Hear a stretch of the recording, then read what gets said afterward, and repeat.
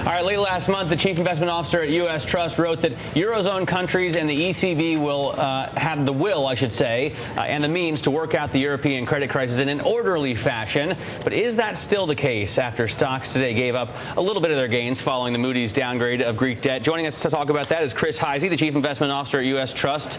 Clearly, the Moody's thing was obviously, guys at Moody's, please. But do you still feel that the Europeans have the will and the wherewithal to work through this without, let's say, a default? Right. Basically, what's the other choice? The most powerful thing today, tomorrow, next year, the next 5 years is the precedent that we've all went through, basically in 08, early 09. We know what happened. We know that the Fed wrote the book. The ECB is trying to read it right now. And our view, quite frankly, is the political will move forward each and every step of the way. Now, there's going to be a lot of dislocation between now and then. It's an easy thing to say. We're going to watch counterparty risk very, very closely. But at the end of the day, the stress test is underway right now in Europe. We're watching counterparty risk. It's getting concerning. It's spreading out a little bit, but it's not anywhere near where we were in 08 and early 09. Our view is it's not going to get there. There's $1 trillion on the sidelines right now, basically to buy debt, collateral. And as we work through the process, there's going to be restructurings. There's no question about that. Is the market strong enough, confident enough, though, at this point, Chris, to deal with even that restructuring news? See, that's the question. Right now, no. Right now, no. It's still very jittery. We still have literally a year and a half ago that we all went through. But certainly as we get through 010, 011, and some of this debt starts to roll off into 012, we feel we'll be on much more firmer ground, and that's when they'll be able to handle it. Doesn't everyone, though, expect, I mean, everybody that we have on this show says at some point there's got to be a restructuring, at least of Greek debt, right. Maybe even a bigger country like Spain as well. But Moody's today, even in their downgrade, says that the risk near term is eliminated by this $1 trillion package. Is that the case, that it's just so far off? Well, the far off has to do with whether or not they're going to take the pain that the IMF has put in place as stringent as they suggest. The more you get riots, the more you get people in the streets having things taken away from them that they had for years, the questions start to surmount that are they willing to put what is needed in place to be able to provide the cash flows to pay off the debt holders.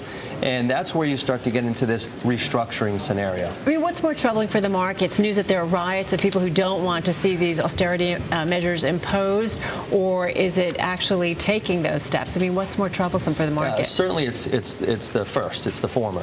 The latter, the economy overall. Now, you talk about whether or not Greece defaults or Greece restructures, and they're not really that big to the European economy, let alone the world.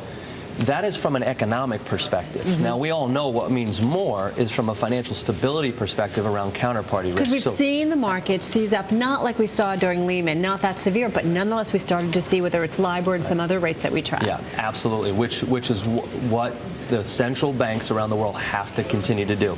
Provide liquidity, reflate asset prices at all costs. What do you think about the picture here at home? Because we have a story today, New York State shutdown, not going to happen, but it could happen. Anyway, we're cutting spending drastically, even if the budget does go through, and we're going to lose more and more jobs at the state and local level is the big concern. Are you concerned about that here? No question about it. I think when you roll it all up, what you know for sure in the next couple of years is very little, but what you know for sure is that public sector employment will go down.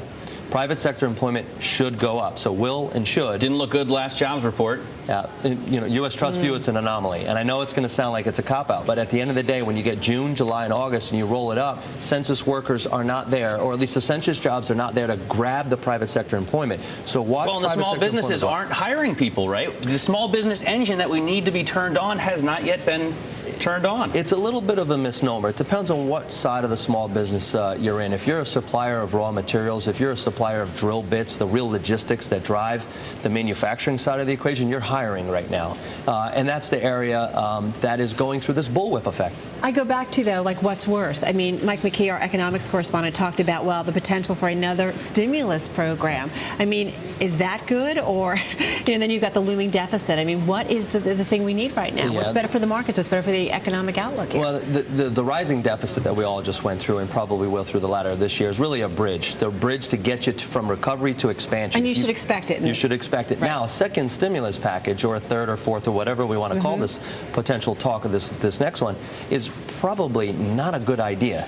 It's mostly talk right now. If it does get put through, basically you're talking about we can't produce jobs on a self-sustaining basis ourselves. Our view is you can. We got about 5 seconds just quickly. I mean, you do, though, see some of these dips, these market dips, as a buying opportunity. Yes, absolutely. You still have a 1,300 target on the S&P? Still do. Risk of about 50 points on that to 1250, but not much below that. That's about a 20% move almost. Yeah, we were at 1217 at the peak in April.